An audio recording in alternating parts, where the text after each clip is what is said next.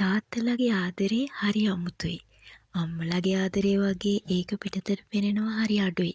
අම්මගේ ආදරේ දරුවන්ට දැනෙනවා වැඩි. ඒ නිසා තමයි දරුවෝ තාත්තට කියන්න ඕන දේවලුත් අම්මගේ මාර්ගයෙන් තාත්තට කියන්නේ. ගොඩක් තාත්තලාත් එහෙමයි. දරුවෝ ගැන දැනගන්නේ අම්මගෙන්. සමහර තාත්තලාට දරුවන්ගේ උපන්දිනෙත් අමතකයි.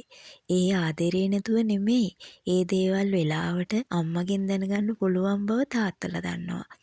දරුවෝ ටික ටික ලොකු වෙද්දී එයාලා ජීවිතයේ විවිධ කඩයුම් ජයගatti අම්මලා සතුටු කඳුළු වගුරුවමින් ලෝකෙටම පේන සතුටු වෙනවා.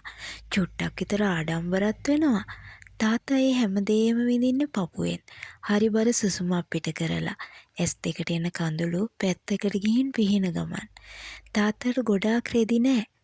සපත්තු දෙක පතුල හිල් වෙලා. පවුලේ අය ලං කරන් කෑම කද්දි එයාගේ පිඟානේ තියෙන රසරස මාළු පිණි දරුවන්ගේ පිඟන්වල. අව්ව වැස්ස සීතල තාත්තට අදාළම නෑ. එයා වැඩ මාසේ අවසානයේ එයාගේ දහඩිය මහන්සියේ වේතනය වෙස්සන්තර වගේ දරු පවුලට බෙදන්නේ කිසිම මහන්සියක් නොවන ගානට.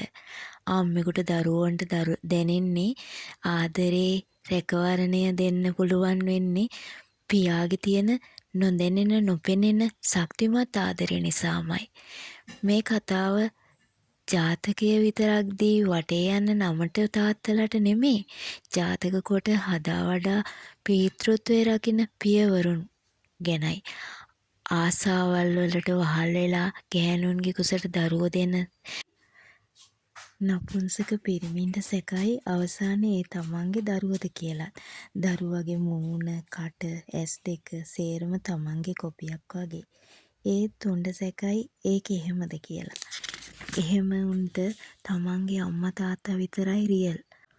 උනුත් ඩුප්ලිකේට් කියලා තාත්තා හිතුවනම් අම්මා වටේ ගියා වෙනවා කියලා උන්ට අමතකයි.